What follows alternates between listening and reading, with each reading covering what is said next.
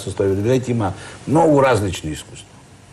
Ние треба да го видиме средното искуство, меѓутоа средното искуство сепак мислам дека во овој момент на овие кризи сепак е презафатено со остварување на основната екзистенција. Така, професоре и господине Змејанец, вие ги дадовте конкретните поинти и го заокруживте прашањето, се разбира, околу институциите кои се неизбежни, да се апелира до нив и да се алармира, што повеќе да придонесат во однос на социализацијата на децата.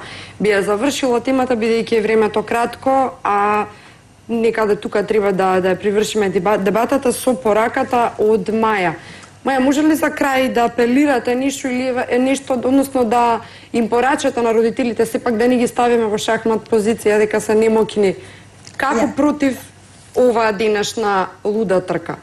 Значи, она што би им го препорачала на родителите, прво би се согласила со кампањата која што беше кажете му на вашето дете дека го сакате, некога што е повеќе од доволно. Меѓутоа би се надоврзала и извинете му се на вашето дете. Доколку направите нешто за што покасно се каете, дадете му го тоа до знаење, нека биде свесно. Детето учи и се однесува онака како што се однесувате вие. Доколку вие сакате и отворено ја покажувате својата љубов, и детето ќе се однесува така, ќе ве сака и отворено ќе ви покаже дека ве сака. Доколку вие сте студени, и детето ќе биде студено. Доколку не внимавате и се однесувате агресивно, не кон вашето дете, можеби кон вашиот комшија и така натаму, но пред очите на сопственото дете, истото тоа однесување ќе се рефлектира во неговото однесување, во однос на неговите другарчина, во градинка, во школа и така натаму. И би сакала да ги обединам сите мислења. Проблемот е многу покомплексен, не смееме да ги обвинуваме ни само родителите, ни деца, во најмала рака децата никако, меѓутоа и општеството е тука. Да започнеме од општеството, да се решаваат самите корени на проблемот,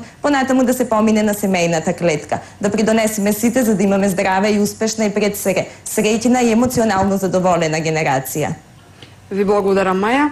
Ви благодарам, господин Змејанец, од првата детска амбасада во светот Меѓаши, професоре Тоновски, на вас за вашиот придонес во дебатата. Се надевам дека нашите апели ќе допрат и до родителите, и до најмладите, колку што може, но што е најважно и до институциите.